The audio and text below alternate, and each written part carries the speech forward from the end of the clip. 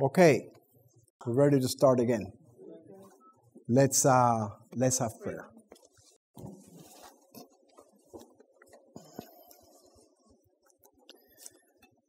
Father in heaven, again we come before you, Lord, asking for wisdom, Father, and for strength, clarity of mind. You know that we have just eaten lunch now and the mind wants to be slow. And I'm up here speaking, but the people that are sitting down, it's harder to keep their minds on the subject. There's so much material. Father, I pray that you might allow us to realize that these prophecies are just for our benefit, to help us to realize how close everything is to the final fulfillment of these prophecies. Be with us now in a special way, Father. Send an angel to be with each one here. Keep us alert. Help us to have an open mind. There are some things that we're going to see here that are strong. Father, help us to realize that this is all documented, that this is not my opinion, that this is not against any particular group or people. This is just the truth as it is in Jesus. Bless us, I pray. In Jesus' name, amen.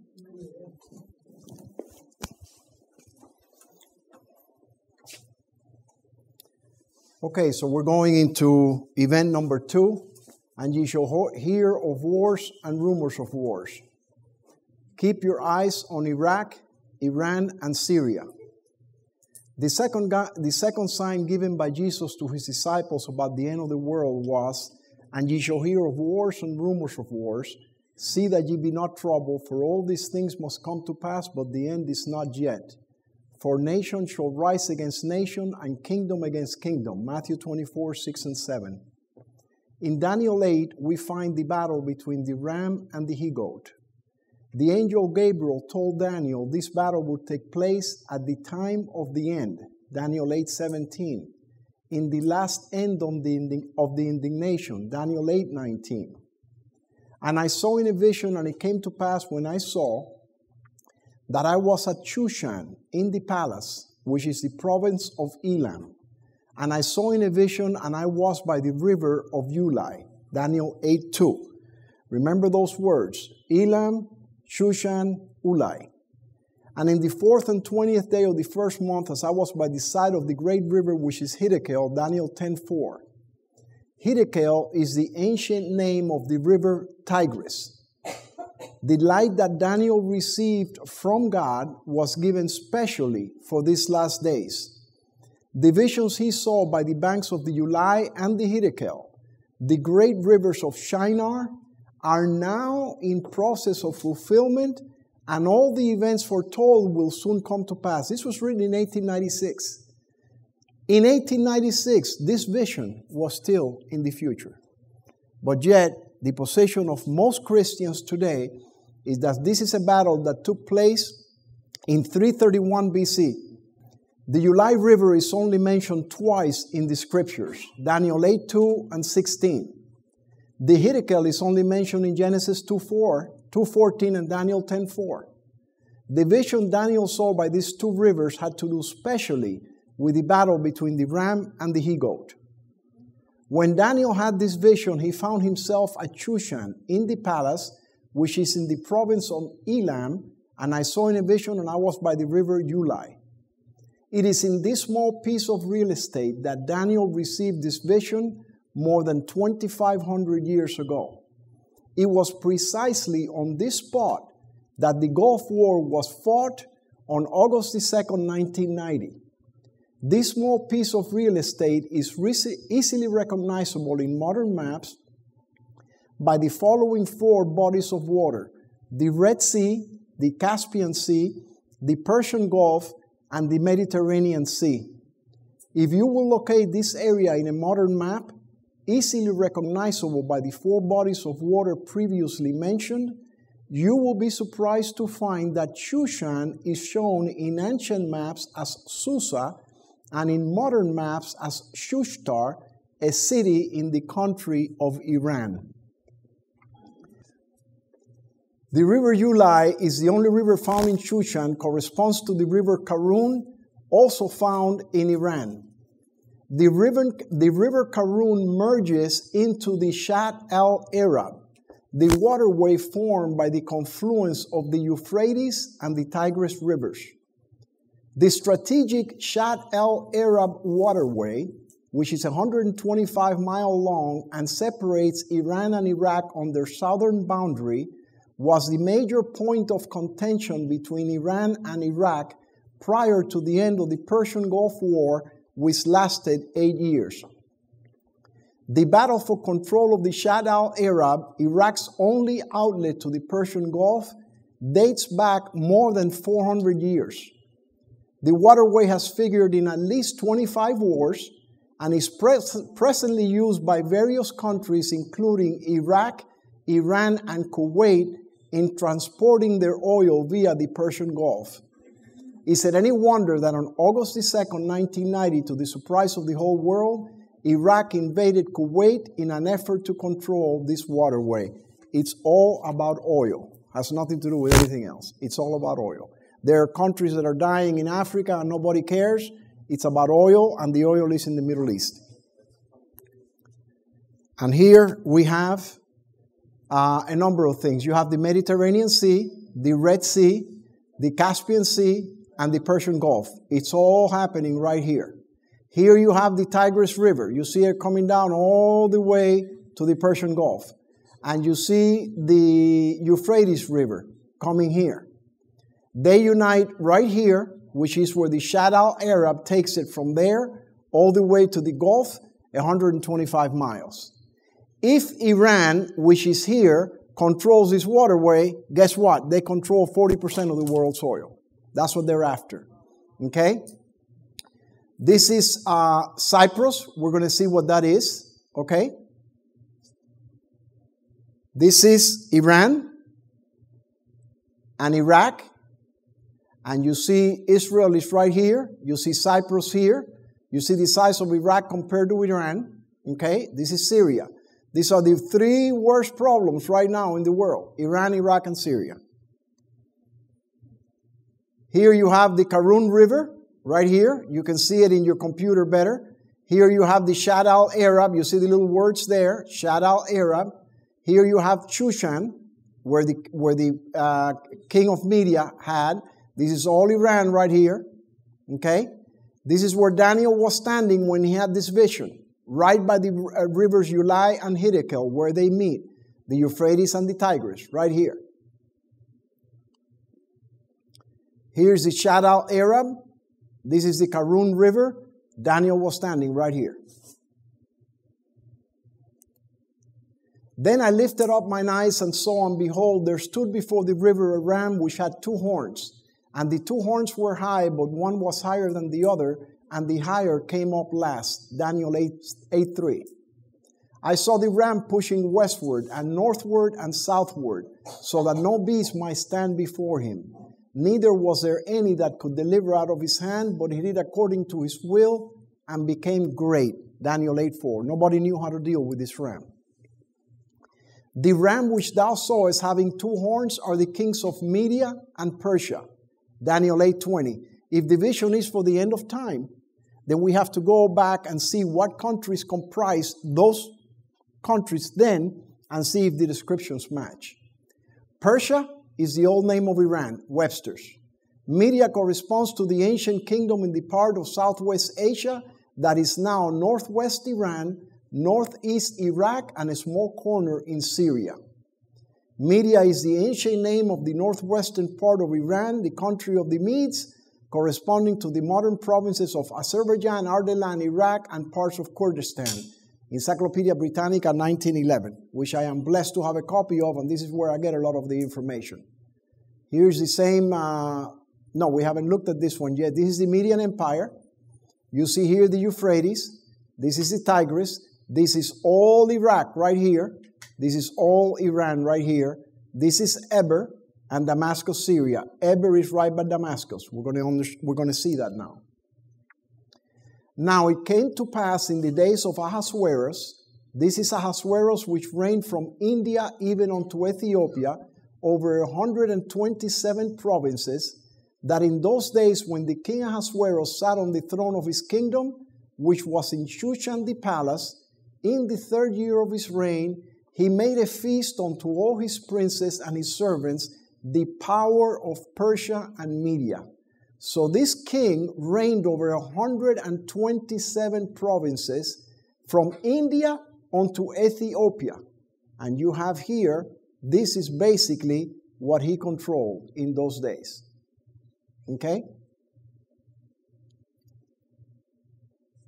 From India even onto Ethiopia. India, you make the circle, Ethiopia. And this is where all the problems are. You've got Iran, you've got Syria, you've got Iraq, you've got Turkey, which is giving us a lot of problems. You've got Pakistan, you've got Afghanistan, all of these countries here. 38 years, a thorn in the flesh. I don't know how many of you remember this guy, Ayatollah Khomeini, 1979. President Carter was at the helm. Remember that? Blackmailing the U.S., 1979. The lives of some 60 Americans, 444 days held by Iraq. This is 1986, the top 10 tyrants. Khomeini, you've got the father of the present North Korea dictator, and you've got the father of the present Syrian dictator. This is why when Bush wanted to go after Iraq, and everybody said, why? Because nobody knows this history. These people have been after this for a long time, and their plan is to destroy the world. And this is why they're called the top 10 tyrants. U.S. News and World Report, 1986, the unmasking of Assad. Syria and Iran, dealers in terror. A terror chronicle, Iranian style. All of the countries where Iran made their invasions and bothered people from 1979 to 1987. Iran versus the world, at war on all fronts. Remember the Ram pushing against the north, the south, and okay. Iran quieted down when Ayatollah Khomeini died, and Iraq, the king of media, with an army of more than 1 million troops, began in 1988 pushing on all fronts in fulfillment of Daniel 8. There is Iraq. We don't have to go through all of that too much. We tried in 1991 to destroy him. Bush, President George Bush, was not successful. In 1997, Clinton was not successful. Look at this, facing down a despot, as diplomacy falters and his balks clink, and his allies balk, Clinton may have to go it alone with an airstrike against Saddam. This is an aerial war. Now look at this. And as I was considering, behold, the he-goat came from the west on the face of the whole earth, and touched not the ground, and the he-goat had a notable horn between his eyes. And the rough goat is the king of Grecia, and the great horn that is between his eyes is the first king. We're going to decipher all of this. Daniel 8, 5, and 21. The he-goat must meet 3 tests. Comes from the west. The rough goat is the king of Grecia. The great horn that is between his eyes is the first king. The he-goat will come from the west. The United Nations, the he-goat of Daniel 8, the one world order United Nations is the only power from the west capable of delivering a mortal blow to Iran, Iraq, and Syria. Why was Daniel shown that the he-goat is the king of Grecia? Because the naval bases used are located in Greece. Cyprus, a large island in the Mediterranean west of Syria.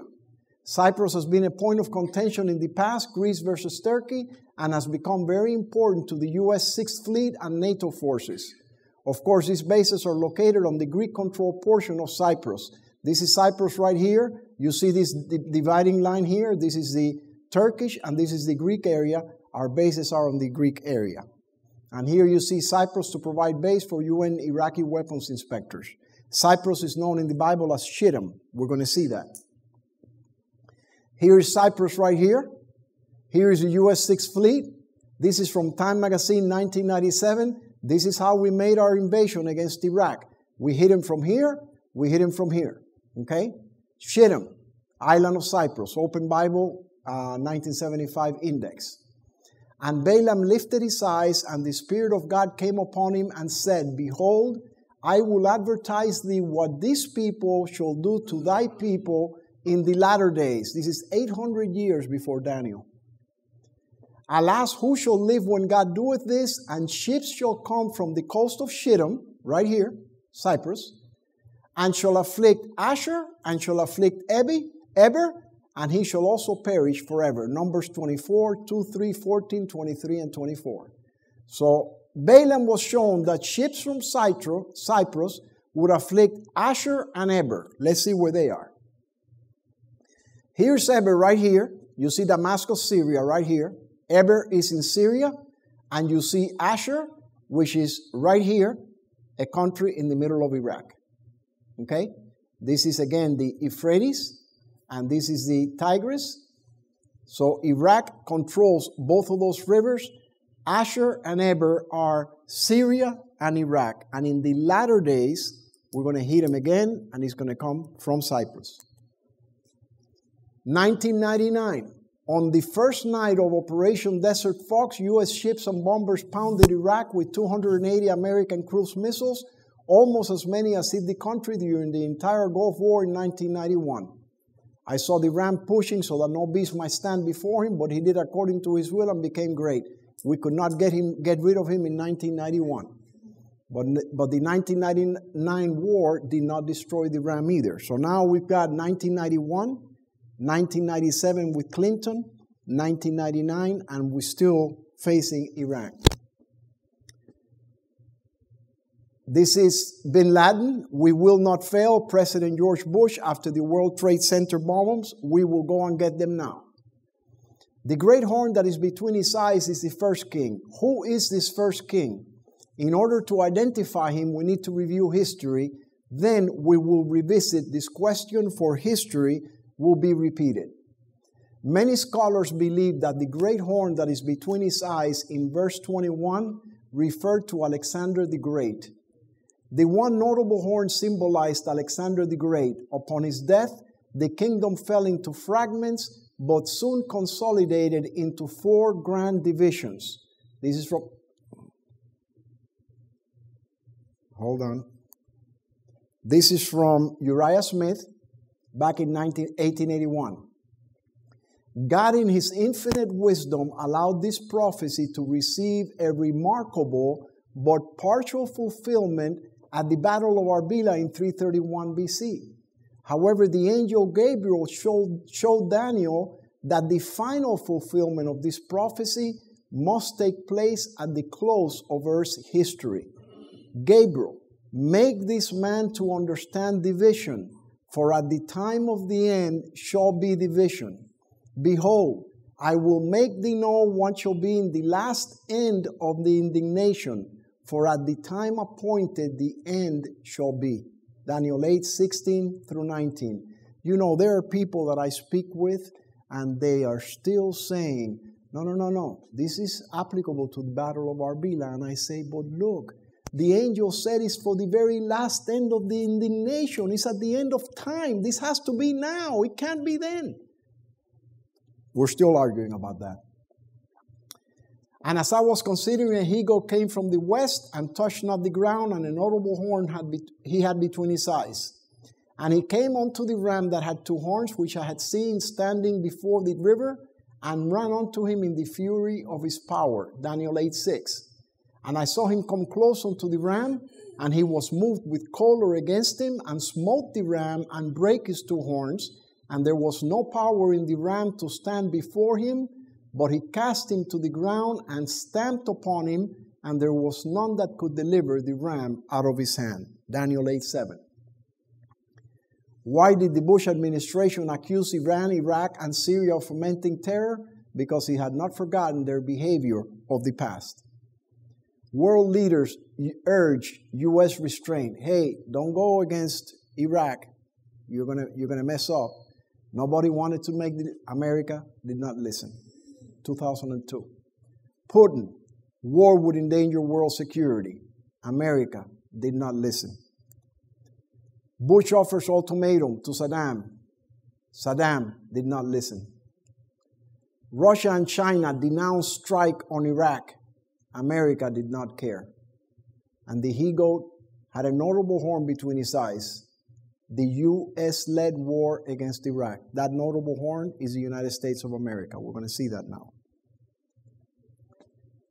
Now, 2003, finally, Saddam Hussein continued to push during the presidencies of Ronald Reagan, George Bush, Bill Clinton, until finally George W. Bush took care of him in 2003. I don't know if you remember this picture. These are the kids when they took the statue down, stamping upon his ground, and he broke his two horns and he cast him down to the ground and stamped upon him. This is prophecy being fulfilled, but only one horn was broken. What about the second horn? Both horns were to be broken. For 38 years, the world has put up with Iran's erratic behavior for fear of a nuclear encounter. In order for the he-goat to smite the ram and break his two horns, Iran will do something so horrifying that the he-goat, in the fury of his power, Daniel 8:6, and moved with choler, Daniel 8:7, will finally destroy the ram. The angel Gabriel declared, "Understand, O Son of Man, for at the time of the end shall be division."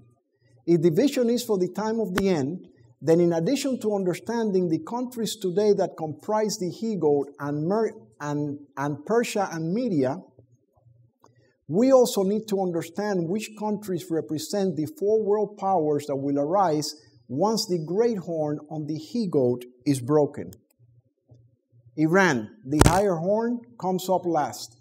Then I lifted up mine eyes and saw, and behold, there stood before the river a ram which had two horns, and the two horns were high, but one was higher than the other, and the higher came up last. We got Iraq out of the picture. Now Iran is coming up. Look at the size of the horn. Look at this horn, and look at that horn. And of course, Syria is up here, a little tiny place. Iran began making its comeback immediately after the Gulf War in 1991. Notice the following in chronological order. Iran acts to boost military.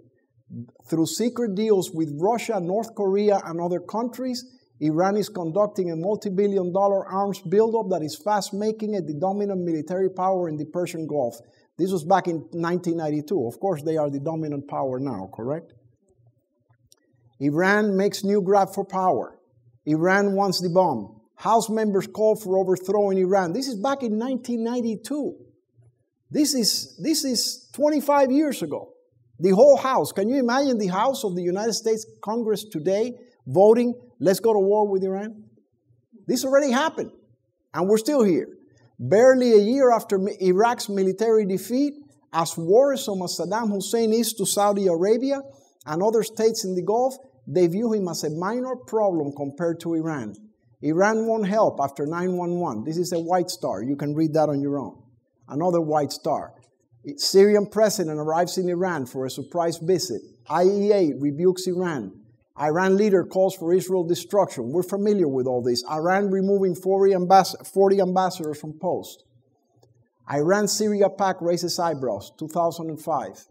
China, Iran may finalize oil deal in March.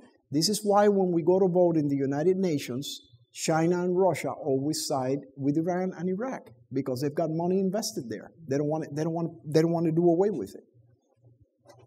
Bush warns of World War III if Iran gains nuclear power. Iran tests new weapons, says it can easily close the Strait of Hormuz. Up to 40% of the world's oil passes through the Strait of Hormuz. This is a white star. You can see that. Those are just headlines today. A staggering new deaths, 470,000 back in 2016. Imagine what it must be now. The thousands, the mess that we have caused with Syria in the world if we would have taken care of this before. But the battle is for the time of the end. Something is going to happen catastrophic.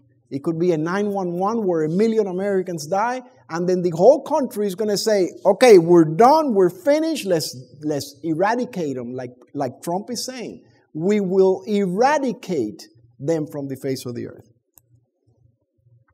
Obama puts nuclear deal into effect, October the 18th. 87 days later, we're embarrassed. Iran releases video of Americans, remember that? 91 days later from this date, 91 days later, we pay them $1.7 billion in cash. Crazy. 219 days later, 4 Iranian vessels harassed U.S. Navy. 231 updated Iranian boats harassed another U.S. Navy. They have been laughing at us time after time after time. The time is now over for them to laugh. U.S. officials up to 100,000 Iran-backed fighters now in Iraq. Here's the problem. We got rid of Iraq. We got out of Iraq. Iran got into Iraq. And now Iran is controlling Iraq. And this is why when we make our move against Iran, we will have to include Iraq and we will have to include Syria. U.S. launches missiles into Syria in response to chemical attack. They are now dealing with a different animal in the White House, right? Trump is not going to accept what we have accepted in the past. They're very careful now how they tread. And the patience is wearing thin with North Korea, Iran, Syria, and Iraq. It's just all coming down together. Tillerson argues Iran is Trump's tough Gulf region concern. Navy jet shoots down Syrian warplane. U.S. response to Russian threat after shutdown of Syrian jet. According to Daniel, history will be repeated, and what happened to Iraq is about to happen to Iran, Iraq, and Syria. Then, and only then, ISIS will be defeated. ISIS has to be moved out of the way. The Islam threat has to be moved out of the way for the prophetic Bible prophecies to take place. We're going to see that. Immediately after the destruction of the ram, the world will applaud the he-goat's actions in ridding the world of this great evil. Then the great horn on the he-goat is broken, and in its place 4 world powers emerge. And as I was considering, behold, the he-goat came from the west, and the goat had a notable horn between his eyes. And he came to the ram and stamped upon him, and there was none that could deliver him out of his hand. Therefore the he-goat waxed great. Everybody's going to applaud us. And when he was strong, at the highest part, the great horn was broken. And in its place, 4 notable ones came up toward the 4 winds of heaven. Daniel 8, 5 through 8. Okay, America, the great horn. What will it do to be broken? Are the signs beginning to show? We will revisit this question, but before we do, we need to see which countries represent the 4 powers that come up after America is broken. And the he-goat came from the west on the face of the whole earth. And I'm repeating this because this is heavy stuff and I'm going very fast, and I know that you guys can't take it all, but you can go back and study it. That's why I'm repeating some of these statements. And the he-goat came from the west on the face of the whole earth and touched not the ground, and the goat had a notable horn between his eyes. The great horn that is between his eyes is the first king. This is what Daniel said. America is the great horn of the he-goat, United Nations. But why did Daniel describe him as the first king? And the rough goat is the king of Grecia, and the great horn that is between his eyes is the first king. Now that being broken, whereas 4 stood up for it, 4 kingdoms shall stand up out of the nation, but not in his power. Daniel 8, 21 and 22. Strong's Concordance assigns its number 1471 to nation in this scripture. It means a foreign nation, a Gentile, a heathen, or a people. Strong's Concordance. The rough goat is not Alexander the Great, and the 4 kingdoms are kingdoms, not his 4 generals that succeeded him. Why? Because that was in 331 BC, and that was not the end of the time. The end of time, right? Applying Strong's, the scripture would read, shall stand up out of the foreign nation, but not in his power. Shall stand up out of the Gentiles, but not in his power. Shall stand up out of the heathen, but not in his power. Shall stand up out of the people, but not in his power. Why did Daniel call the great horn the first king? Because once the great horn, America, is broken, 4 kingdoms arise in its place, and America, as we shall see, is the first king of those 4 kingdoms. And yet in the 8th chapter of Daniel, we find no clue as to who are these 4 kings. In the 3rd year of the reign of King Belshazzar, a vision appeared unto me, even unto Daniel, after that which appeared to me at the first. This is Daniel 8, verse 1.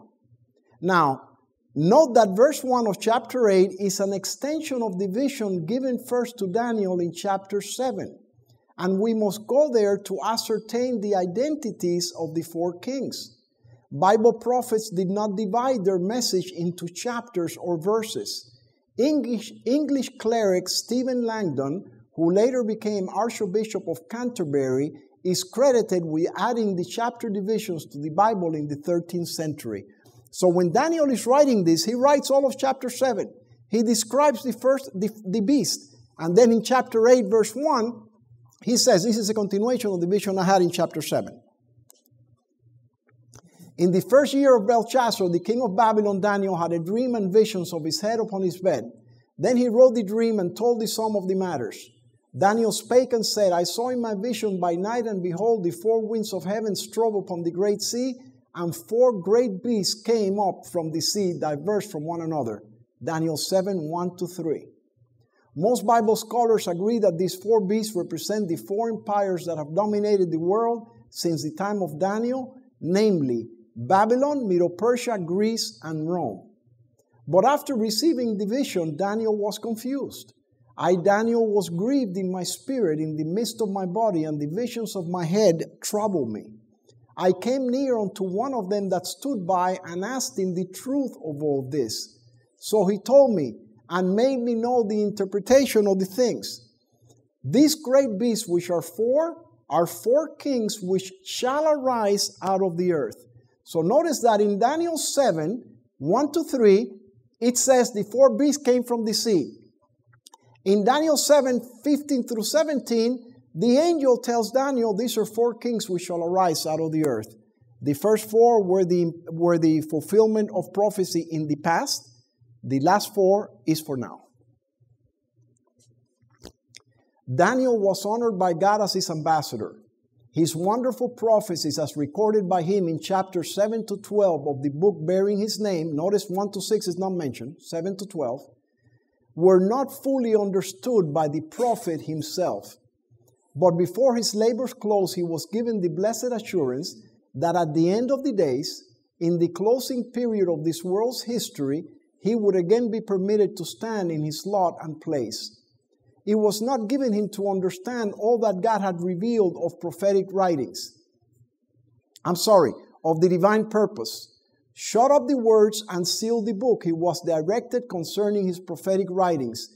These were to be sealed even until the time of the end. Go thy way, the angel once more directed the faithful messenger of Jehovah, for the words are closed up and sealed to the time of the end. Go thou thy way till the end be, for thou shalt rest and stand in thy lot at the end of the days. As we near the close of this world's history, the prophecies recorded by Daniel demand our special attention as they relate to the very time in which we are living. With them should be linked the teachings of the last book of the New Testament. This was written by Ellen White in Prophets and Kings in 1917. And she is saying all of this is for the end of time. In Daniel 7:3, we saw 4 beasts come up from the sea. Babylon, Medo-Persia, Greece, and Rome. However, in Daniel 7:17, the angel describes his powers to Daniel as follows. These great beasts which are 4 kings which shall arise out of the earth. Please notice that this vision takes place in the 1st year of Belshazzar, Daniel 7:1. Nebuchadnezzar had already passed on, and shortly thereafter Belshazzar would invite 1,000 of his lords to a great feast, Daniel 5:1, wherein that same night in Daniel 5:30, he would be slain and the powers would pass to the Medes and the Persians. If these 4 beasts apply to Babylon, Medo-Persia, Greece, and Rome, the angel would have never said, these great beasts which are 4 kings which shall arise out of the earth, when Babylon had already been in existence for more than 60 years. This is just common sense, right? The first 4 beasts of Daniel 7:3 came from the sea. These other 4 beasts shall arise in the future out of the earth. The first 4 beasts were described in detail in Daniel 7, 3-8, but this second set of beasts are not described at all. Therefore, we must look at the description of the first 4 beasts and see if any nations today match that description. The first was a lion and had eagle's wings. This first beast is a coalition of 2 nations. What 2 nations today use the lion and the eagle as a symbol? This is basic, right? This is so clear. You know, people are going to be able to understand this. America, the eagle, that's the first king. Great Britain, the lion. Have you noticed the coalition that has been formed by these 2 nations? September 20th, 2001, the only prime minister that came to America, Blair. Linking Syria to terrorism, the U.S. and Britain get tough with Assad. All allies, right? American Prime Minister, 2003, the allies in their summit at the Azores. Britain vows to confront the ISIS menace after killing David Haynes. Cameron vowed to work with the United States to support its direct military action. Allies for 20 years. In 1973, Great Britain joined the European Community. On June 24, 2016, Great Britain, after 43 years, shocked the world and voted to leave. Daniel prophesied at the very end of time a coalition would be formed between America and Great Britain, and if Great Britain remained a part of the European community, that prophecy would never be fulfilled. Those of us that were studying that realize there's no way that they're going to stay in there. They've got to get out of there because they have to be our partners, not the partners of the United Nations. On November 9th, 2016, Trump, after the most stunning election in U.S. history, was elected the 45th President of the United States. You remember all these things? Great Britain is going to go down. The pound broke all records and came down, and it came right back up. America, the stock market dropped, 800 points right here. America, Trump is going to destroy it. It came right back up. It's never done better. He's breaking all the records, right? The Allies, again, 2016, U.S. and Britain. Donald Trump and Britain's Theresa May affirm special relationship. Merkel warns U.S. and Britain no longer reliable partners. Merkel is realizing, hey, U.S. and Britain are no longer our partners. We can't work with them. This is unbelievable here. This was written back in 1990. Listen to this. Karen Elliott, House of the Wall Street Journal, writes that before Saddam Hussein goes down, this was during the Gulf War, he will take others with him. A U.S. attack could ignite an Arab states war that would do for the thrones of the Middle East what Europe's Civil War, World War I, did for the thrones of Europe. Years ago, an author called Britain's attack on the Suez, the lion's last roar. Britain has always been the lion. Is this the eagle's last scream? I believe this prophecy is going to come to pass. The moment we hit Iran, Iraq, and Syria, it will be the eagle's last scream. America will cease to be the superpower that it is now, and it will become one of 4 powers contending for domination of the world. Number 2, and behold, another beast, the second like to a bear. No need to explain this one. Russia the bear. Notice this. And it raised up itself on one side, and it had 3 ribs in the mouth of it, between the teeth of it. And they said thus unto it, Arise, devour more flesh. Now, this is unbelievable. Look at this. This is back from 1991, Vancouver Sun. Here you see the bear, perestroika, and you see the 3 ribs in his mouth. Lithuania, Latvia, and Estonia. Incredible. Totally in fulfillment of prophecy. For those that are looking, it's here. Yeltsin gets China's support and then blasts Clinton. I want to tell President Clinton that he alone cannot dictate how the world should live, work, and play. It is us who will dictate. Yeltsin's outburst delivered in front of reporters came after he secured Chinese backing for Russia's campaign to crush separatists in Chechnya. And this guy, Yeltsin, was nothing compared to Putin, right? Putin has his pants well on, and he is not taking a backup from anybody. And now you see here, again, Putin to continue aid to Iran, Russia to give China oil supply, Russia threatens military response if U.S. Poland follow through with missile defense deal. This is Rice. It's also the case that when you threaten Poland, this is Rice talking to Russia, you perhaps forget that it is not 1988, Rice said. It is 2008, and the United States has a firm treaty guarantee to defend Poland's territory as if it was the territory of the United States. So it's probably not wise to throw these statements around. Putin, Russia will not support forced sanctions on Iran. Vladimir Putin calls U.S. parasite on the global economy. Putin denies Russia plans to reopen a spy base in Cuba. Putin says Crimea takeover shows Russian military prowess. I mean, they are boasting of how strong they are. While we have been cutting back on our military buildup, they have been building like crazy, and also China. Vladimir Putin mocks West. If I want, I will take Kyiv in 2 weeks. To Assad with love. Timing of Russia's military aid to Syria is no accident. Putin expelled 755 diplomats in response to U.S. sanctions. This is just 2 months ago. Should we be worried about the bear? Absolutely. We got to be worried about the bear. And after this, I beheld and lo, another like a leopard, which had upon the back of it 4 wings of a fowl. The beast also had 4 heads, and dominion was given to it. China, the leopard. Daniel saw the leopard which had 4 heads. A leopard is known for its tremendous speed and agility with which it attacks its prey.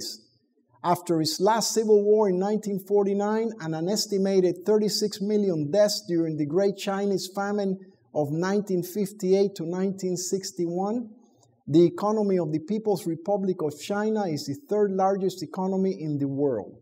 China has been the fastest growing major nation for the past 30 years, with an average annual gross defense product growth rate above 10%. The 4 heads, Asia's 4 tigers. But Asia's 4 tigers, South Korea, Taiwan, Hong Kong, and Singapore. Japanese officials, on the other hand, see themselves as defenders of the Asian exporters. The tigers the Japanese contend are still only cubs and should be nurtured rather than forced to grow. The 4 tigers are being criticized as a threat to the rest of the world just because their trade surpluses have been swelling at an astonishing speed. Everything we buy today, made in Taiwan, made in Singapore, made in Hong Kong, right? Everything. Hong Kong remained so until the transfer of its sovereignty to the People's Republic of China in 1997. Hong Kong now belongs to China, one of the 4 heads. Taiwan. The political status of Taiwan is complex because it is claimed by the People's Republic of China. This state was established in 1949 on mainland China and considers itself the successor state to the ROC. Taiwan's rapid economic growth in the decades after World War II has transformed it into an advanced economy as one of the 4 Asian tigers. Wikipedia. China vows to block Taiwan independence. On Friday, the government announced, over here, a 12.6% increase in military spending, its 4th double-digit increase in 5 years as it tries to back up threats to attack Taiwan. 8 days later, China's national legislature on Monday overwhelmingly approved the law authorizing a military attack to stop Taiwan from pursuing formal independence. 7 days later, Secretary of State Condoleezza Rice suggested Sunday that European governments are irresponsible if they sell sophisticated weaponry to China that might one day be used against U.S. forces in the Pacific. And this is the sad part about all this. We've been funding all these countries, and they're all going to come back against us now. Under its complicated policy on China and Taiwan, the United States is obligated to defend Taiwan against an attack from the mainland. You remember this incident. Beijing lodged a formal complaint over the call, the first such communication with the Taiwanese leaders since 1979. Even though we have a treaty to defend Taiwan, nobody wanted to talk to Taiwan because China would get upset. And here comes Trump and makes a call since 1979. And the whole world went crazy. What are you doing talking to Taiwan? You're not supposed to talk to Taiwan. Hey, I've got a treaty to defend Taiwan. So now we've got to defend Taiwan and we've got to defend Poland. America needs to be great again to defend Poland from Russia and Taiwan from China. Korea. On August 15, 1948, the Republic of Korea, South Korea, was established. On September 9, 1948, the Democratic People's Republic of Korea, North Korea, was established. On June 25, 1950, North Korean forces invaded South Korea following China's entry on behalf of North Korea later that year. So China came in, helped North Korea to attack South Korea. The war left almost 3 million Koreans dead. South Korea is now the United States' 7th largest trading partner and is the 13th largest economy in the world. That was 8 years ago. North Korea. China is North Korea's most important ally, biggest trading partner, and main source of foods, arms, and fuel. China's support for Pyongyang, Korea's capital, ensures a friendly nation on its northeastern border, as well as provides a buffer zone between China and democratic South Korea, which is home to around 29,000 U.S. troops and Marines. And here you see the buffer zone. This is all China. If they control, this is North Korea and South Korea. And if nobody can get to China unless they go through North Korea. It's a tremendous buffer, right? And here you see the four heads: Taiwan, Hong Kong, Singapore, and North Korea. If China can control those four heads, their whole border is completely controlled. North Korea warns against strike against South Korea. North Korea crossed red line. China warns of storm clouds gathering in U.S.-Korea North standoff. And this is, and you shall hear of wars and rumors of wars. I don't know if anything is going to come off of North Korea, but that's not the war we need to focus on. The war we need to focus on is Daniel 8. North Korea is not mentioned in that war. It may just be so that people get worried and, wow, this is North Korea, this could create a lot of problems, but I don't think that's where we're going. Maybe not. Trump or North Korea, you got to behave. But now, look at this. Hawaii formally called for the state's defense agency to repair their hundreds of Cold War-era fallout shelters and restock medical supplies because North Korea can strike Hawaii. North Korea could strike Alaska. Threatens all-out war with the United States. America needs to be great again to defend Hawaii, Alaska, and South Korea from North Korea. Do you see why Trump had to be elected president? America needs to be great again. We have to build up the military. This is all part of the plan. It's all fulfilling prophecy. The world was laughing at us. Singapore's trade with China reached $67 billion in 2005, an increase of 28%. Singapore, a new opportunity for cooperation with China. Next year, the two countries will celebrate the 20th anniversary. Here, Beijing-based PetroChina board has announced that it has indirectly become the single owner of Singapore Petroleum. Little by little, they bought into their petroleum industry. They finally took it. They are now the single owner. The leopard has Singapore on its side and is quickly moving to acquire its wealth. The military attaches corps to China, consisting of 59 military attaches from 42 countries this time, visited the Snow Leopard Commando. Just like we have the Green Berets and the Navy SEALs, the commandos, the Snow Leopard Commandos, is what China has. They are the Leopard. Their aircraft, the HJ-7, is an all-weather two-seat twin-engine fighter bomber. The aircraft has also been offered to the export market under the designation Flying Leopard. Look at this. This is back in 2009. So by continuing to support American Treasury instruments, the Chinese are recognizing our interconnection. We are truly going to rise or fall together. We are in the same boat, and thankfully we are rowing in the same direction. We were in a slump in 2009. The Chinese were saying, we're going to pull our money away from America, and Clinton was saying, please don't pull your money away. If you pull your money away, we will go broke because they've got so much money invested here. So we are in the same boat, and thankfully we're rowing in the same direction. This is going to, at one point or another, this is going to break up. Look at this. Moody downgrades China, warns of fading financial strength as debt mounts. May 2017. Moody's investors downgraded China's credit ratings on Wednesday for the first time in nearly 30 years. And this is the problem. Back in 1990, back in 2008, when we had this slump, we had Germany that was strong. We had Japan that was strong. Japan was decimated by an earthquake. It's out of the picture. Germany is still a little strong. China is broke. Russia is broke. We're broke. The world financial condition is a mess right now. All of this is news now. Chinese warships spotted off Alaska. They're taking over the South Sea, and nobody knows how to deal with it. G7 leaders expressed concern over South China Sea, urge peace. China tests missiles during the weekend. Should we be worried about the leopard? We got to be worried about the leopard. Daniel 7. After this I saw in the night visions, and behold, the fourth beast, dreadful and terrible and strong exceedingly, and it had great iron teeth. It devoured and brake in pieces and stamped the residue with the feet of it. And it was diverse from all other beasts that were before it, and it had 10 horns. I considered the horns, and behold, there came upon them another little horn, before whom there were 3 of the first horns plucked up by the roots. And behold, in this horn were eyes like the eyes of a man, and a mouth speaking great things.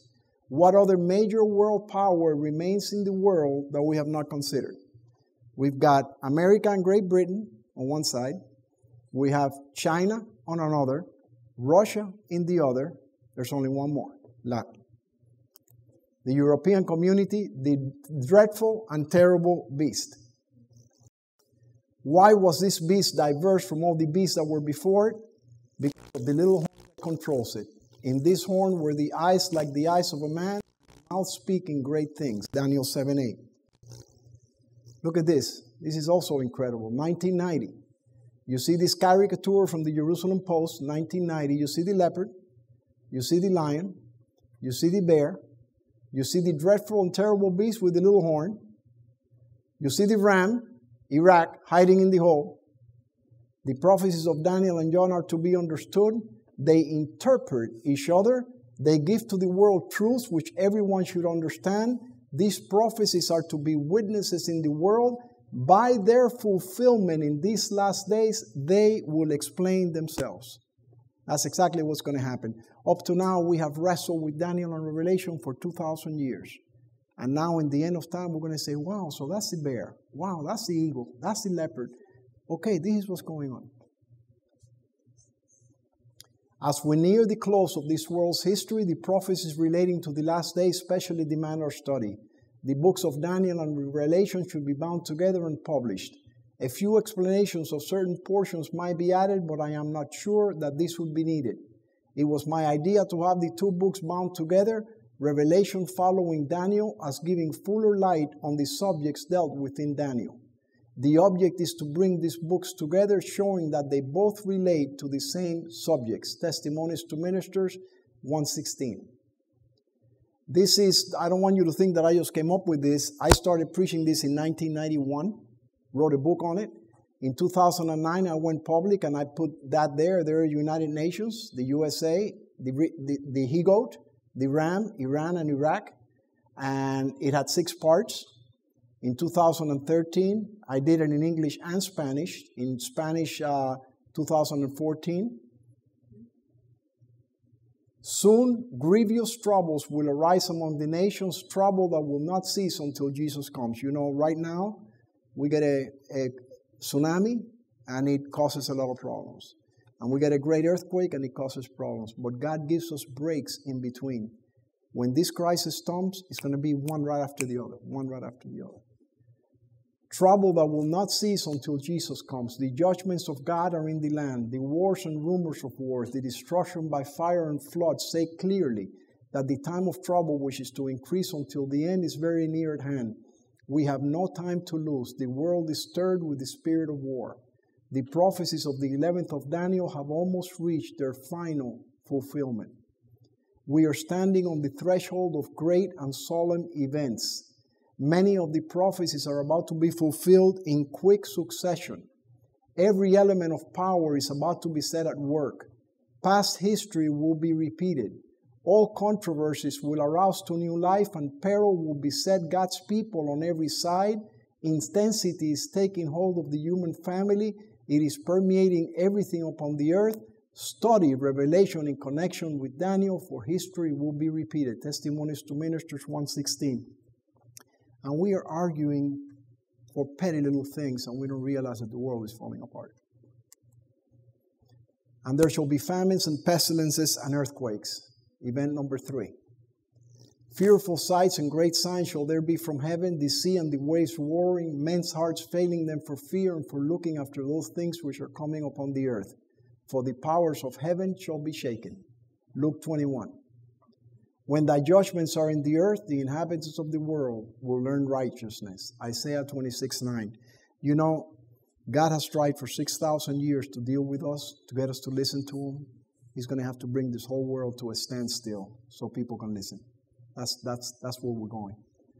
The present is a time of overwhelming interest to all living, rulers and statesmen, men who occupy positions of trust and authority.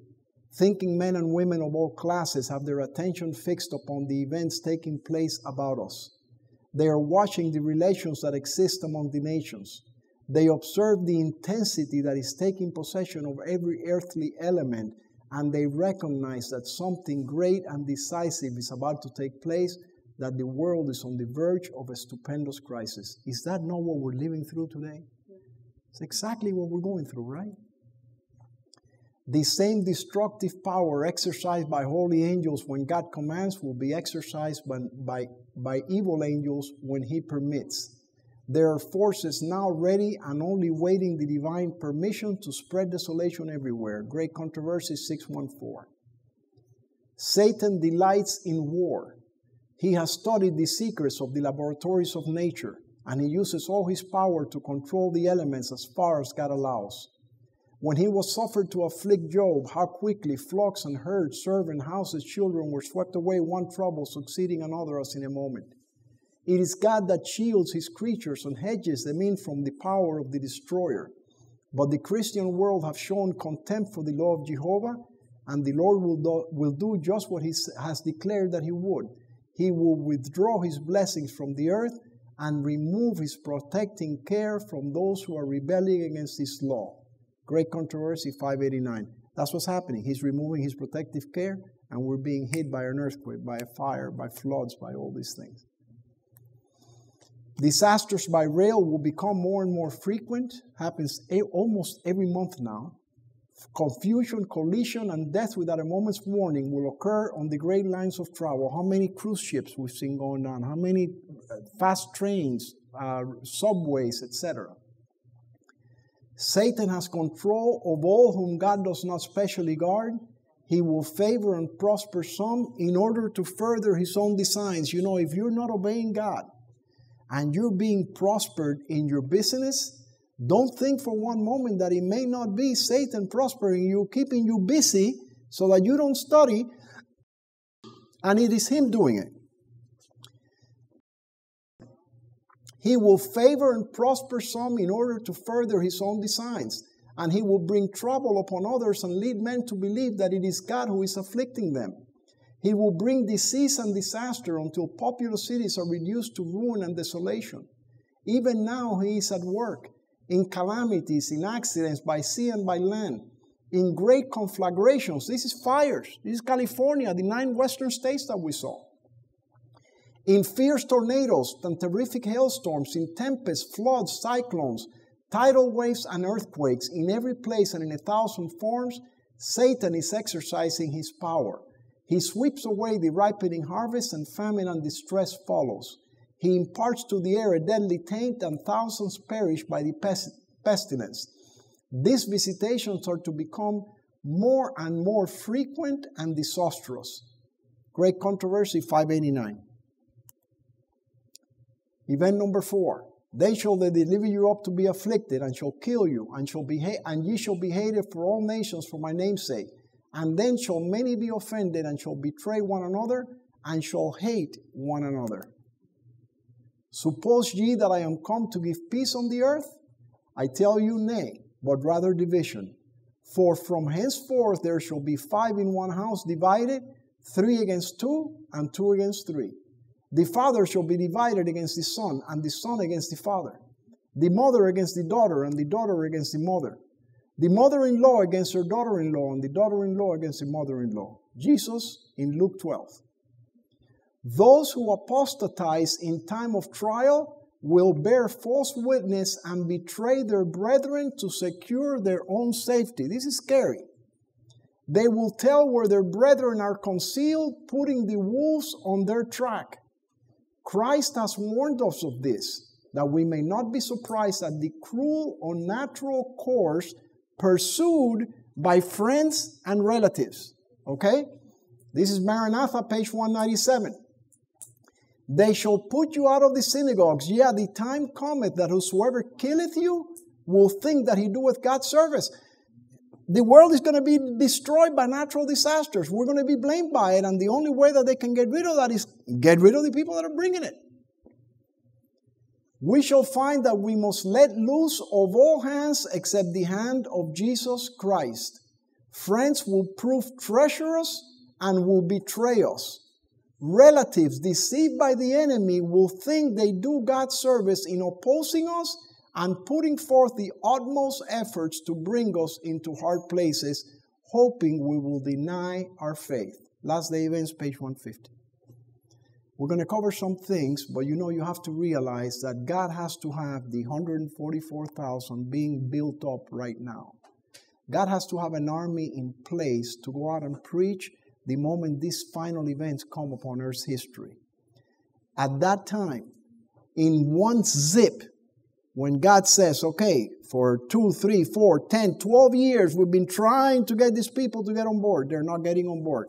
Out. And all of a sudden, from one day to the next, your mother, your relative, your friend, your pastor, they're going to turn upon us and we're going to say, but why? What did we do? And they're the ones that are going to throw us forward. Okay? Many false prophets shall arise and shall deceive many. Beast number 1 rises up out of the sea, has 7 heads and 10 horns. We are going to see all of these characteristics on this first beast. And I'm just going to read the yellow. This is from Revelation 13. Okay? So a beast rise up out of the sea, having 7 heads and 10 horns. And the dragon gave him his power and his seat and great authority. I saw one of his heads as he were wounded to death, and his deadly wound was healed, and all the world wondered after the beast. And there was given unto him a mouth speaking great things and blasphemies, and power was given him to continue 42 months. And it was given him to make war with the saints and to overcome them, and all that dwell upon the earth shall worship him. Here is wisdom. Let him that hath understanding count the number of the beast, for it is the number of a man, and his number is 666. This is beast number 1. We're going to go through each one of those now. White star, Daniel saw the same beast 600 years earlier. You can do that on your own. Beast number 1. They came up among them, another little horn, had the eyes like the eyes of a man, and the mouth speaking great things. He shall speak great words against the Most High, think to change times and law, a time and times and the dividing of time. And out of them came forth a little horn, and by him the daily sacrifice was taken away. We saw the little horn in Daniel 7. In Daniel 8, it is the little horn that takes away the daily. Who is the little horn? How can we recognize him? What is the daily that is taken away? These questions are directly related to the mark of the beast, and the mark of the beast is directly related to worship. Before we can continue, a little background is necessary to discover the devil's best-kept secret. Every way of a man is right in his own eyes, but the Lord pondereth the hearts. Proverbs 21:2. Examine yourselves. 2 Corinthians 13:5. The heart is deceitful above all things. Jeremiah 17:9. And Paul says, but though we or an angel from heaven preach any other gospel unto you than that which we have preached unto you, let him be accursed. Galatians 1:8. We're going to cover some things that are hard to understand now, where you may think you've been deceived all your life, like I thought. I don't want you to think that I am attacking any particular religion. I am not attacking any particular person. I am just basically saying what the Bible says And I am saying to each one of us now, search yourselves, examine yourselves, see if you're walking in the faith. And if you see something that contradicts the scripture, don't ask your mother, don't ask your friend, don't ask your pastor, don't ask your priest. Follow the word of God, because that is the only thing that we can trust right now. Everything else is going to disappoint us. That is what I'm saying. There is no excuse for anyone in taking the position that there is no more truth to be revealed and that all our exposition of scriptures are without an error. The fact that certain doctrines have been held as truth for many years by our people is not a proof that our ideas are infallible. Age will not make error into truth, and truth can afford to be fair.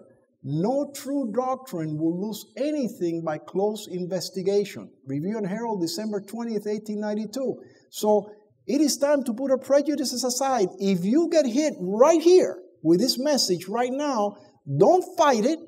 Go home and study it and see, wow, is this biblical or this is not biblical? Because there are things that we have not understood that we're going to understand as we get closer and closer to the end of time. This is in 1998. Pope's call for worship welcome. This is the Detroit News. I was there. Emil, you remember this? We were there. Pope's call for worship welcome. The pontiff used his weekly address Sunday from his window over St. Peter's Square to urge church members to make time to keep the Sabbath holy, the third commandment. Why does the Pope call the Sabbath the third commandment? Exodus 21-11 declares that God's Sabbath is not the fourth, is the fourth, not the third commandment. Here are the commandments right here. Number 1, and God spake all these words, saying, I am the Lord thy God, which have brought thee out of the land of Egypt, out of the house of bondage, thou shalt have no other gods before me. You know, you ask people where are the 10 commandments, they have no clue. They don't know where to find them. It's amazing. These are the 10 commandments written with the finger of God. He did not even trust his prophets to write them down. Number 2, the second longest commandment. Thou shalt not make unto thee any graven image or any likeness of anything that is in heaven above, or that is in the earth beneath, or that is in the water under the earth. Thou shalt not bow down thyself to them, nor serve them. For I, the Lord thy God, am a jealous God, visiting the iniquity of the fathers upon the children, unto the third and fourth generation of them that hate me, and showing mercy unto thousands of them that love me and keep my commandments. Number 3, thou shalt not take the name of the Lord thy God in vain, for the Lord will not hold him guiltless that taketh his name in vain. Number 4, the longest commandment. Remember the Sabbath day to keep it holy. 6 days shalt thou labor and do all thy work, but the 7th day is the Sabbath of the Lord thy God. In it thou shalt not do any work, thou, nor thy son, nor thy daughter, thy manservant, nor thy maidservant, nor thy cattle, nor thy stranger that is within thy gates. For in 6 days the Lord made heaven and earth, the sea and all that in them is, and rested the 7th day. Wherefore the Lord blessed the Sabbath day and hallowed it. The little horn has changed the second and the fourth commandment. Why then does the Pope call God's Sabbath the third commandment? Prophecy had declared that the papacy was to think to change times and laws, Daniel 7:25. This work it was not slow to attempt. To afford converts from heathenism a substitute for the worship of idols, and thus to promote their nominal acceptance of Christianity, the adoration of images and relics was gradually introduced into the Christian worship. The decree of a general council finally established this system today of idolatry. To complete the sacrilegious work, Rome presumed to expunge from the law of God the second commandment and forbidding image worship, and to divide the 10th commandment in order to preserve the number. Great controversy, 51 and 52. In other words, we've got 10 commandments. We want to bring heathens into Christianity because we need funding to do St. Peter's Cathedral and all these other things. Let's let them come in with their worship false images. Let's let them come in. We've got to take away the second commandment that says, thou shalt not worship any images. Take that out. We got a problem. If you take that out, now you've got 9 commandments. So let's take number 10 and divide it into 2. When the Roman Catholic Church removed the second commandment, the third became the second, and the fourth, God's Sabbath, became the third. However, this presented a problem. Instead of having 10 commandments, now there were only 9. To solve the problem, the Roman Catholic Church took the 10th commandment and divided it in 2. There is the second 6 commandments. Honor thy father, thou shalt not kill, thou shalt not commit adultery, thou shalt not steal, thou shalt not bear false witness. Number 10, thou shalt not covet thy neighbor's house, thou shalt not covet thy neighbor's wife, nor his manservant, nor his maidservant, nor his ox, nor his ass, nor anything that is a neighbor's. Number 10 is thou shalt not covet, period. But they have made it number 9, thou shalt not covet thy neighbor's house, and number 10, thou shalt not covet thy neighbor's wife. Amazing. Amazing, amazing. If you don't believe this, go check it out. This is the Catholic Catechism. Go buy one and find out for yourself.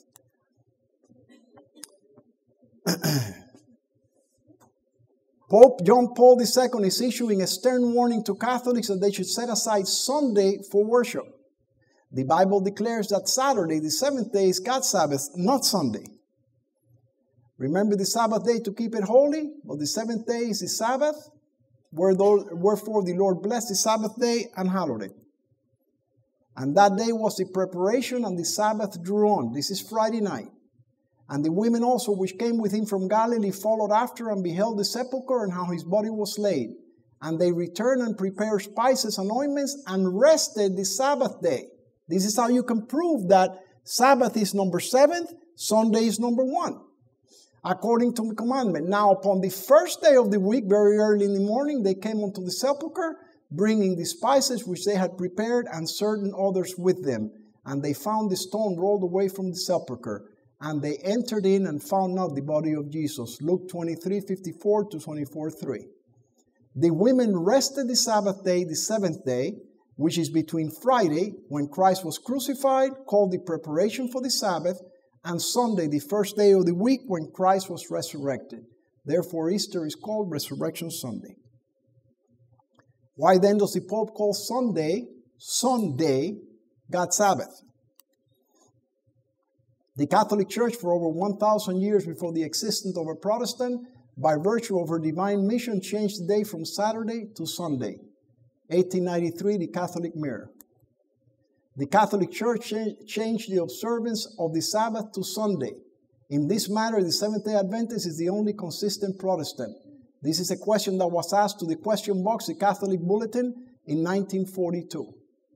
But Jesus Christ doesn't change. He is the same yesterday, today, and forever. Hebrews 13:8. Nobody has authority to change the Word of God. I am the Lord, I change not. Malachi 3:6. In obedience to the third commandment, Sunday must be sanctified. In his letter, the Pope goes on to say a violator should be punished as a heretic. Following are the excerpts from his letter. Incredible. Because the third commandment depends upon the remembrance of God's saving works, and because Christians saw the definite time inaugurated by Christ as a new beginning, they made the first day after the Sabbath a festive day, for that was the day on which the Lord rose from the dead. We move from the Sabbath to the first day after the Sabbath, from the 7th day to the first day. The Dies Domini becomes the Dies Christi. Pope Paul John II, in paragraph 18 of his letter, Dies Domini. So the Catholic Church does not deny this. They're very blunt and they're very open about this. For several centuries, Christians observe Sunday simply as a day of worship, without being able to give it specific meaning of Sabbath rest. Only in the 4th century did the civil law of the Roman Empire recognize the weekly recurrence, determining that on the day of the sun, this is John Paul talking, that on the day of the sun, the judges, the people of the cities, and the various trade corporations would not work. Paragraph 64. When the U.S. media complained about the word heretic, it was removed from the Pope's apostolic letter before it was printed. Following are more excerpts from his letter. The church had to make explicit the duty to attend Sunday Mass. More often than not, this was done in the form of exhortation. Hey, come on, you got to go to Mass. It helps the church. It helps the community.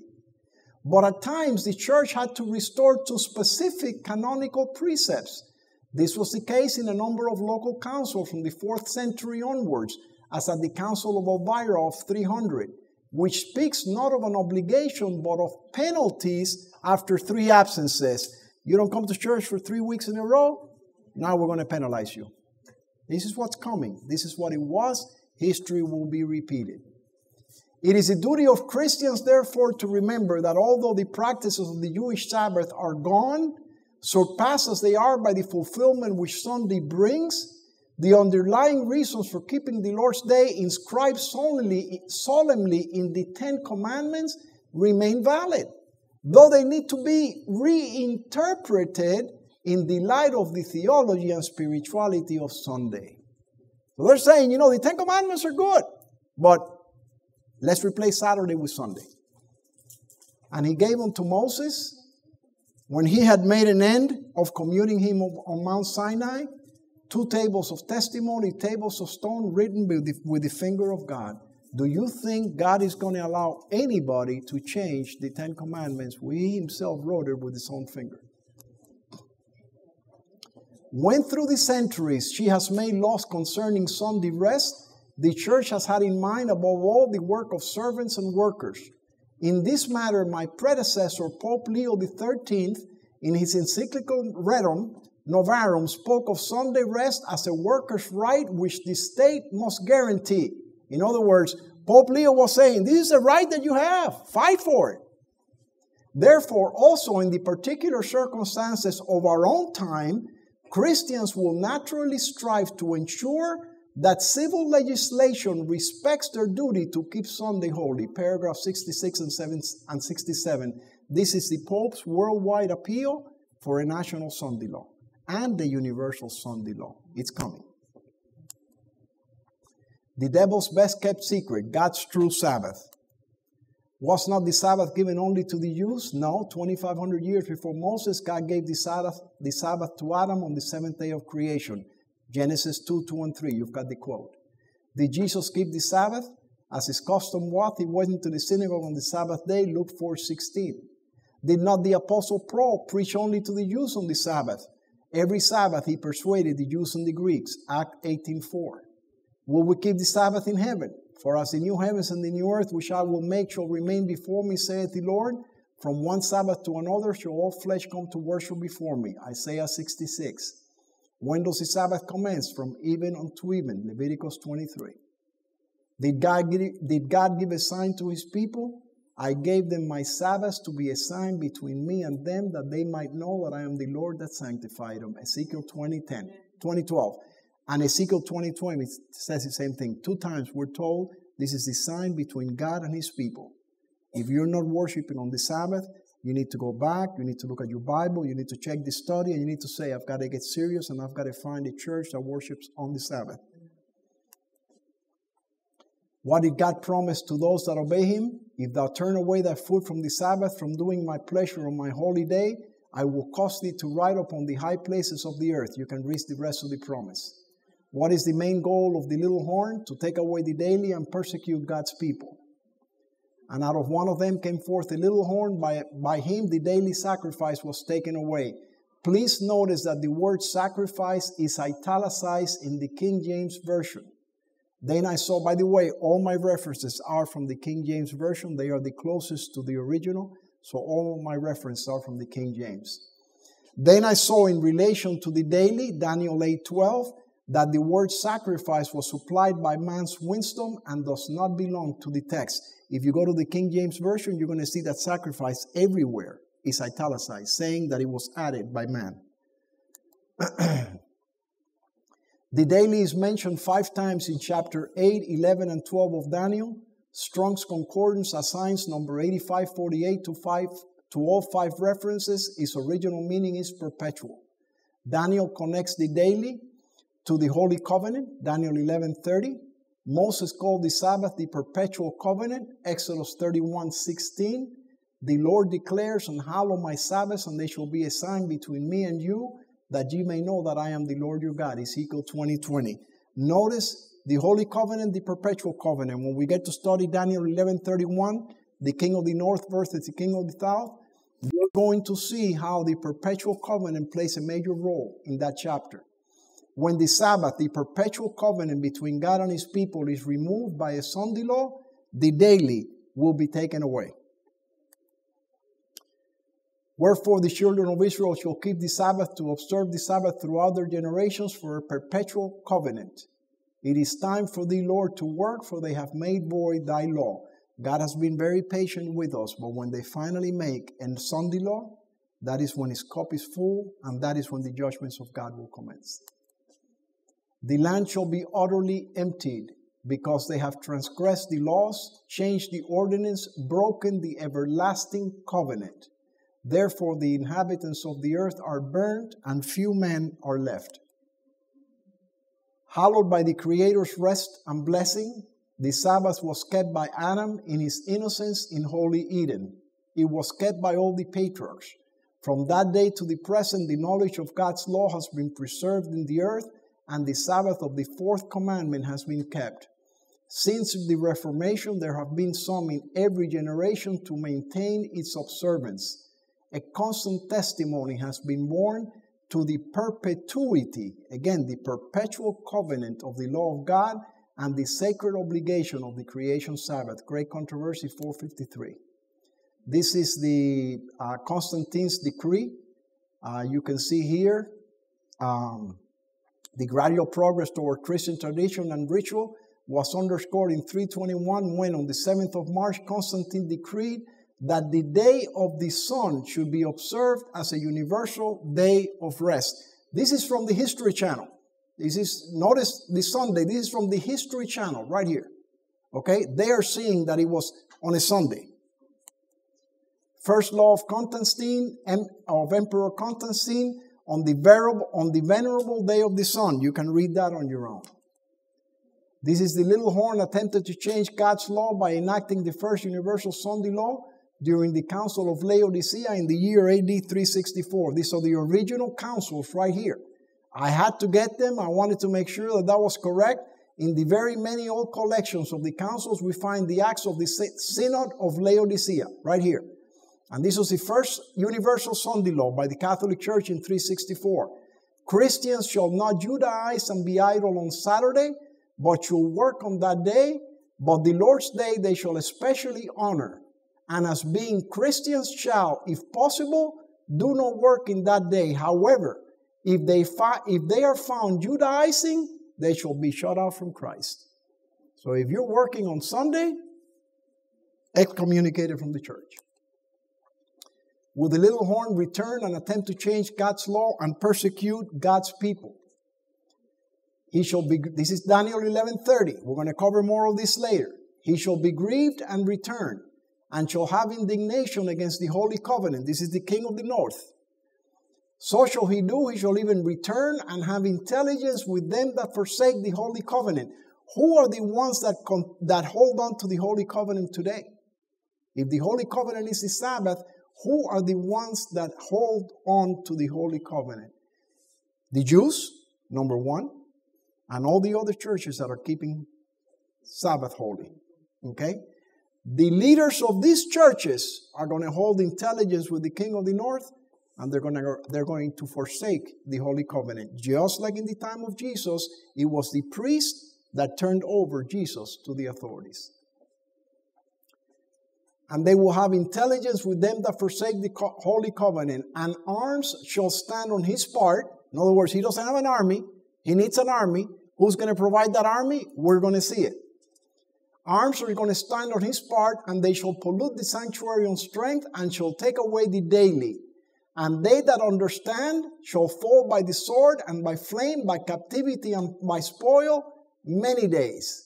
And he shall exalt himself and magnify himself above every god, and shall speak marvelous things against the God of gods, and shall prosper till the indignation be accomplished. This is Ellen White's commentary on Daniel 11:30. We have no time to lose. Troublous times are before us. The world is stirred with the spirit of war. Soon the scenes of trouble spoken of in the prophecies will take place. The prophecy in the 11th of Daniel has nearly reached its complete fulfillment. In the 30th verse, the power is spoken of that shall be grieved and return. He shall even return and have intelligence with them that forsake the holy covenant, and shall take away the daily. Scenes similar to those described in these words will take place. Let all read and study the prophecies of this book. Manuscript Releases, Volume 13, page 394. Daniel 11. He shall enter also into the glorious land, and many countries shall be overthrown. This is the king of the north. He shall have power over the treasures of gold and of silver. But tidings of the east and out of the north shall trouble him, and he shall plant the tabernacles of his palace between the seas and the glorious holy mountain. Notice here that the Lord shall inherit Judah his portion in that holy land, and shall choose Jerusalem again. The glorious land is Jerusalem, right? And I saw another angel ascending from the east, having the seal of the living God, and there were sealed 144,000. When he is getting ready to do this, the 144,000 are turned loose on the world to evangelize the entire world. He will plant, his goal is to plant his palace in the glorious holy mountain in Jerusalem. Look at this. 1964. After 2,000 years, a new tradition. Pope Paul VI is greeted by a cheering crowd in Jerusalem's old city on January 4th, 1964. Paul VI was the first pope to visit Jerusalem. In 2000, John Paul II. In 2009, Benedict. And look at why his views on Judaism are still causing tremors. We're going to study a lot about Benedict. You're going to be shocked at what you see with Pope Benedict. In 2014, Pope Francis calls for unity while in the Holy Land. Do you see that little magazine there, Our Sunday Visitor? Very important magazine. They've been around since 1915, the oldest magazine in the Catholic Church. You're going to see how important this little magazine is. Sundays must be a day of rest dedicated to God and family, Pope says. Pope, no work, Sundays good, not just for the faithful. Pope Francis has lamented the abandoning of the traditional Christian practice of not working on Sundays, saying it has a negative impact on families and friendships. He indicated that opening stores and other businesses on Sunday as a way to create jobs wasn't beneficial for society. They keep on pushing this. It's coming. We're around the corner. Okay, first characteristic. So a beast rise up out of the sea, having 7 heads and 10 horns. In chapter 13, verses 1 to 10, is described another beast like unto a leopard, to which the dragon gave his power and his seat a great authority. This symbol, as most Protestants have believed, represents the papacy. This prophecy, which is nearly identical with the description of the little horn of Daniel 7, unquestionably points to the papacy.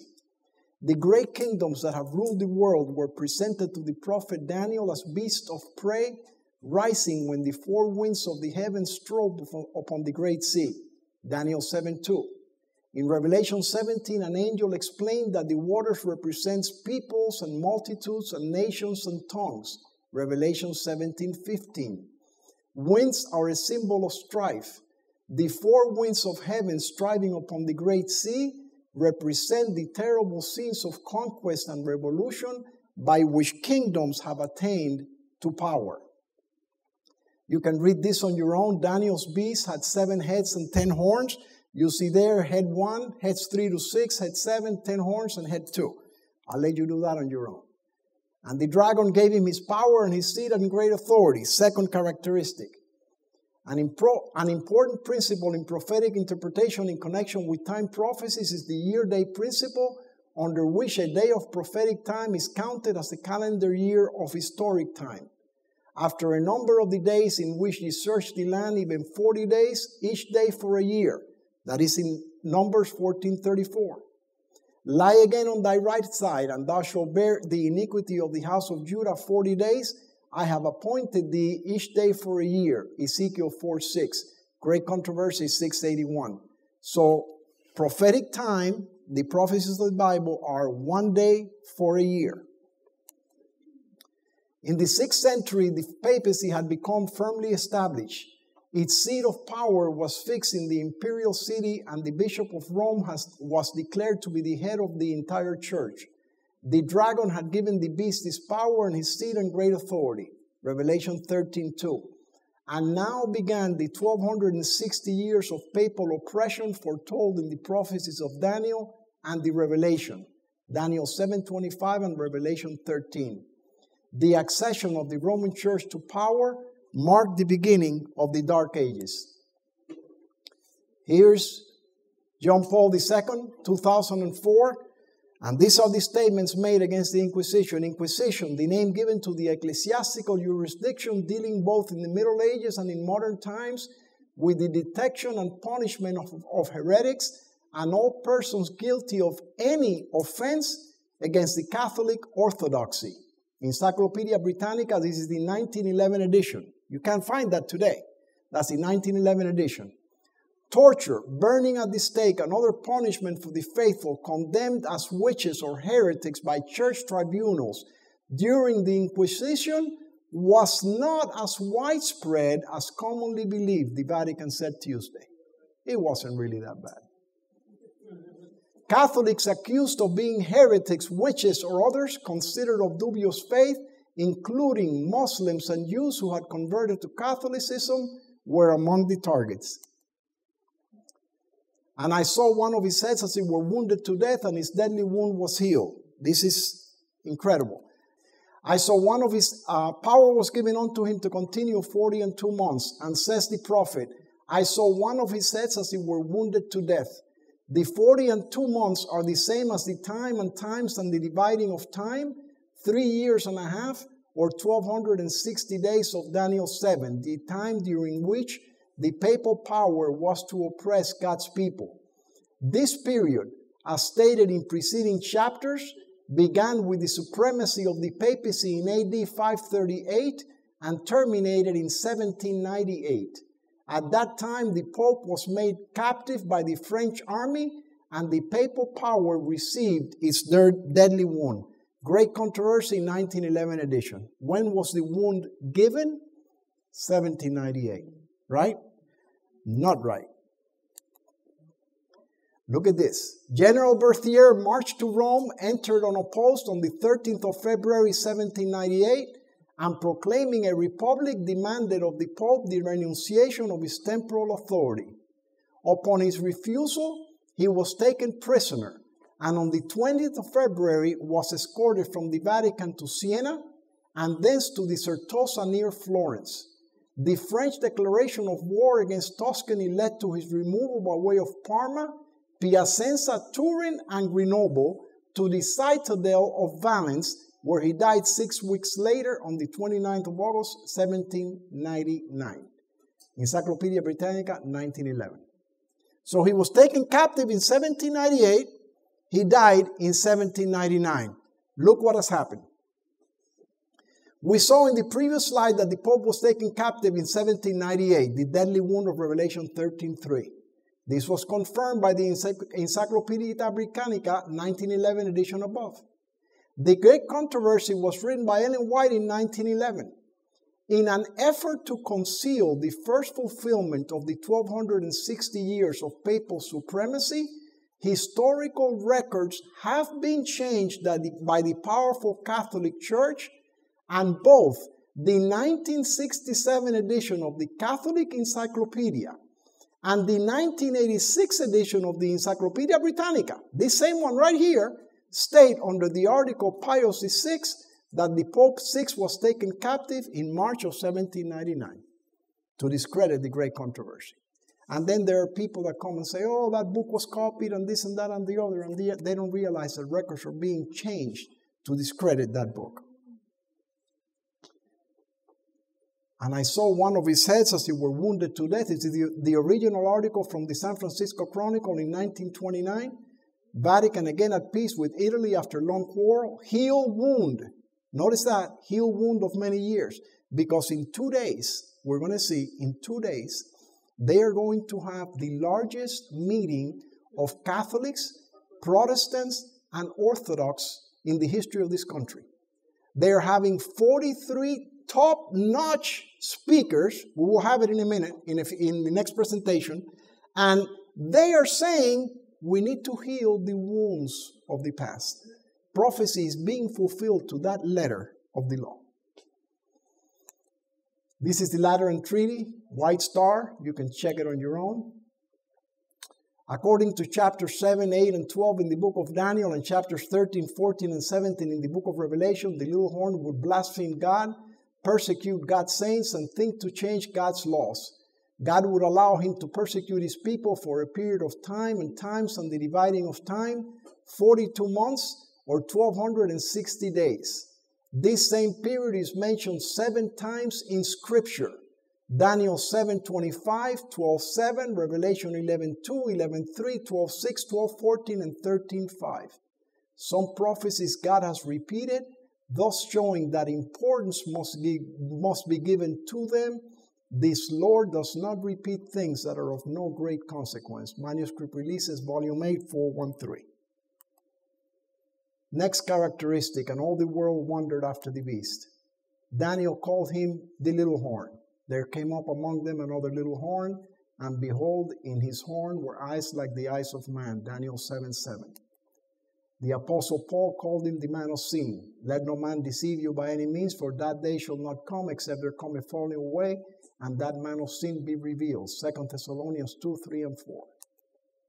Luther called him the Antichrist. At last I know that the Pope is Antichrist, and that his throne is that of Satan himself. Great Controversy 141. Here's a picture of the Pope. You see him there. All the world wandering after the beast. The Holy See currently has diplomatic relations with 180 sovereign states. This was updated as of 2016. Time of the year 1963. Time of the Man of the Year 1994. Man of the Year 2013. By the decree enforcing the institution of the papacy in violation of the law of God, our nation will disconnect herself fully from righteousness. When Protestantism shall stretch her hand across the gulf to grasp the hand of the Roman power, when she shall reach over the abyss to clasp hands with spiritualism, when under the influence of this threefold union, our country shall repudiate every principle of its constitution as a Protestant and Republican government, and shall make provision for the propagation of papal falsehoods and delusions, then we may know that the time has come for the marvelous working of Satan and that the end is near. So the marvelous working of Satan hasn't even started yet. When the Sunday law is passed, that's when we're going to see Satan at work. Are we seeing Protestantism stretching her hand across the gulf to grasp the hand of the Roman power? Look at this. Nearly 500 years after Martin Luther nailed his 95 Theses to the castle church door, the largest Lutheran denomination in the U.S. has approved the declaration recognizing there are no longer church dividing issues on many points with the Roman Catholic Church. The declaration on the way was approved 931-9 by the 2016 Evangelical Lutheran Church in America church-wide assembly held last week.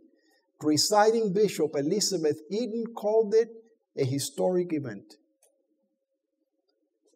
Look at the quote. Only a year had passed since the reformer posted his thesis on the castle church. Luther was as yet but partially converted from the errors of Romanism. But as he compared the holy oracles with the papal decrees and constitutions, he was filled with wonder. It was decreed that his doctrine should be immediately condemned. 60 days were granted the reformer and his adherents, after which, if they did not recant, they were all to be excommunicated. When the papal bull reached Luther, he said, "Already I feel a greater liberty in my heart, for at last I know that the Pope is the Antichrist and that his throne is that of Satan himself." Great Controversy 141.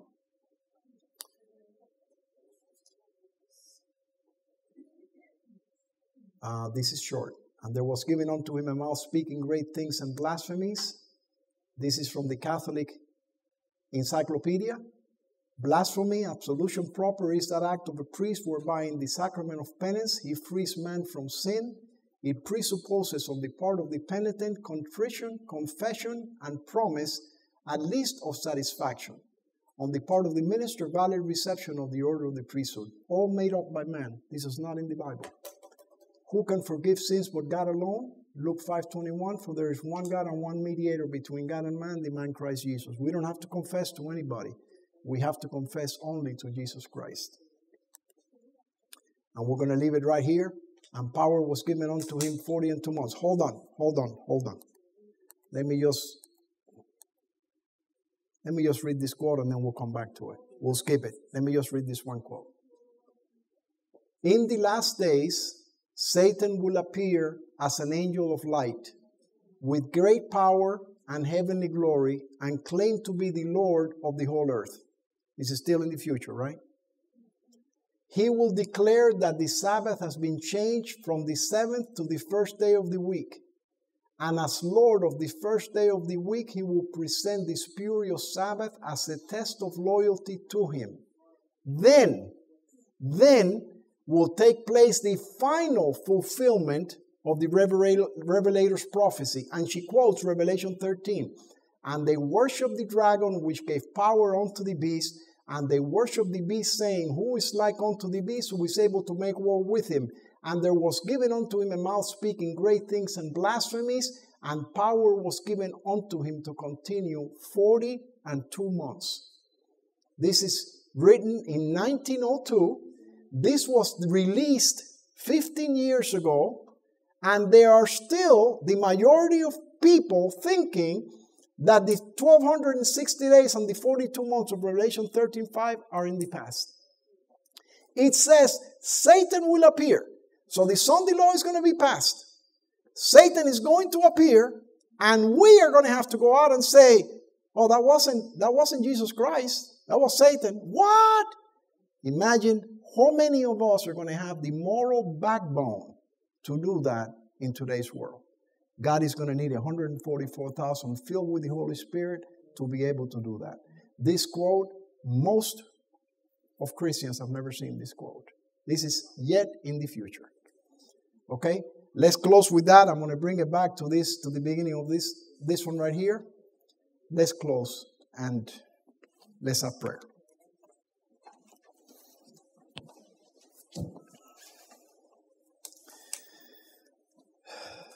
Father in heaven, so much material, Lord. Help us, I pray, Father, to be able to absorb all this material. It's taken me such a long time to put it together. I can just imagine what it is to sit here and go through this without having a chance to study it. I pray that you might impress those that are hearing on this tape as it is published, Father, to go back and to understand how close we are to these events taking place in our lives. Help us, I pray, Father. Forgive us for being like your children in the past, stiff-necked and hard-headed and disobedient. Help us to realize that ready or not, willing or not, you will be coming soon, and we are not ready, we will be left out. Have mercy on us, I pray, Father. In Jesus' name, amen.